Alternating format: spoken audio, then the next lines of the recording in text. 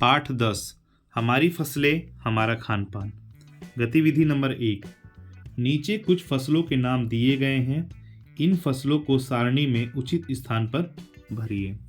तो देखिए सारणी में कुछ फसल हैं, इनको हमको उचित स्थान में भरना है। तो जैसे खरीफ फसल है, रबी फसल है और जायद फसल है। तो खरीफ फसल में है धान, बाजरा, ईख, ज्वार, मक्का, गन्ना, पटसन, सोयाबीन, कपास, मूंग। और रबी फसल में है गेहूं, चना, मसूर, सरसों, मटर। और जायद फसल में है तरबूज, ककड़ी, खीरा, भिंडी और लौकी। अगला है गतिविधि नंबर 2, नीचे कुछ भोज्य पदार्थों के नाम दिए गए हैं। ये भोज्य पदार्थ किस राज्य की लोकप्रिय भोज्य पदार्थ हैं, मिलान कीजिए। तो देखिए कहाँ पे ये फेमस है भोज्य पदार्थ, इसको लिखना है।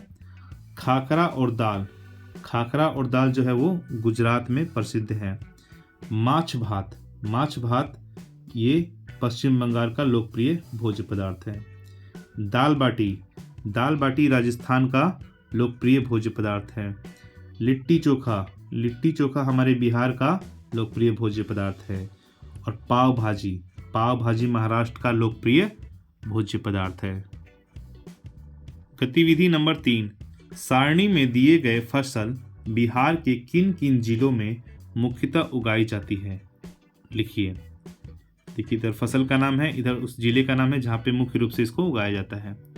केला जो है वैशाली जिला में उगाया जाता है। मखाना दरभंगा और मधुबनी में। मक्का कटिहार, खगड़िया और समस्तीपुर में।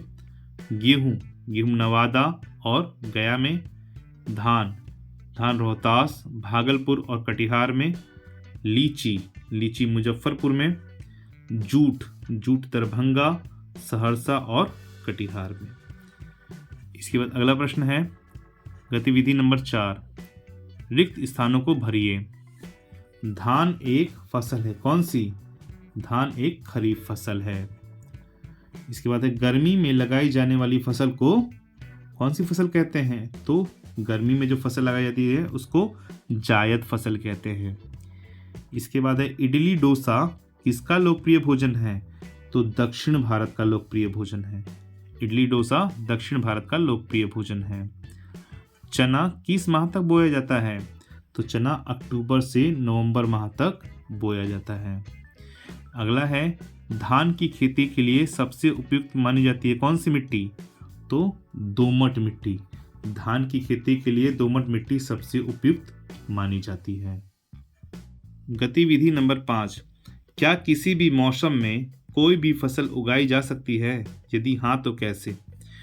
तो किसी भी मौसम में कोई भी फसल उगाने के लिए नमी को बनाए रखना आवश्यक होता है।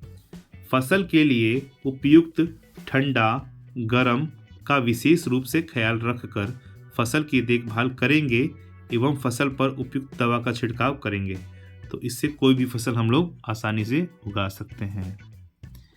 इसके बाद है गतिविधि नंबर 6, गांव और शहर द्वारा उत्पादित तैयार वस्तुओं की सूची बनाइए। तो देखिए गांव में क्या उत्पादित होती है, कौन सी वस्तु तैयार होती है, और शहर में कौन सी वस्तु तैयार होती है। सबसे पहले गांव का देखते हैं। तो गांव में तैयार होती है धान, गेहूं, दालें, चाय, कॉफी, गन्ना और तिलहन। शहर में कौन सी उत्पादित होती है, वस्तुएं तैयार होती हैं? तो साबुन, कॉपी, कलम, कपड़ा, बर्तन, खिलौने और अगरबत्ती, ये सभी शहर में होती है। गतिविधि नंबर 7, तैयार फसल को खेत से बाजार तक पहुंचाने की प्रक्रिया को लिखिए। तो देखिए सबसे पहले किसान क्या करता है, बीजों को बोकर फसल को तैयार करता है तथा तैयार होने पर फसल को ट्रकों पर लोड करके गोदाम में संग्रहित करता है। ये किसान का काम है। इसके बाद वितरणकर्ता क्या करता है? तो वितरणकर्ता पैक किए गए फसल को खुदरा और थोक विक्रेताओं को देता है। वहां से फसल द्वारा उत्पन्न फल, सब्जी, अनाज आदि आम जन तक पहुंचता है। इसके बाद है 8वां गतिविधि नंबर 8, दिए गए अनाजों से बनने वाले कुछ व्यंजनों के नाम लिखिए। तो यहाँ पे अनाज है और इससे बनने वाले व्यंजन हैं। तो पहला है चावल। चावल से बनता है भात, खीर, रोटी और पुलाव। गेहूँ। गेहूँ से बनती है रोटी, लिट्टी, पूरी और पराठा। चना। चना से बनता है दाल, छोला, सब्जी और सत्तू। जौ यानी जई। जई से बनता है रोटी, दलिया और पराठा। मक्का यानी मकई, इससे बनता है सत्तू, रोटी और भूंजा। गतिविधि नंबर 9। आप अपने परिवार के सदस्यों के पसंदीदा भोज्य पदार्थों के बारे में पता करके लिखिए। तो यहाँ पे हम लोगों ने लिखा है अपने हिसाब से। बच्चे अपने परिवार के सदस्य से पूछ कर उनका पसंदीदा भोज्य पदार्थ इसमें लिख लेंगे। तो हमने लिखा है कि दादाजी को क्या पसंद है?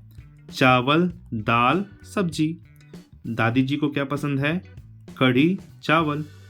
पिताजी को क्या पसंद है? खीर, पूरी। माता जी को क्या पसंद है? लिट्टी, चोखा। भाई बहन को क्या पसंद है? समोसा, चाउमीन, हलवा आदि। इसके बाद है गतिविधि नंबर 10। खीर बनाने की विधि लिखिए कि खीर कैसे बनाते हैं। तो देखिए हमने विधि लिखा है कि खीर बनाने के लिए सबसे पहले दूध को उबालेंगे। जब दूध उबलने लगेगा तब उसमें चावल डालेंगे। जब चावल पूरी तरह से पक जाएगा तब उसमें चीनी, छोटी इलायची, नारियल, छुहारा, किशमिश आदि डाल देंगे। इस तरह से हमारा खीर बनकर तैयार हो जाएगा। तो इसी के साथ ये सभी गतिविधियां हमारी यहीं पे कंप्लीट होती है और ये अध्याय भी हमारे यहीं पे समाप्त होता है। मिलते हैं अगले अध्याय में।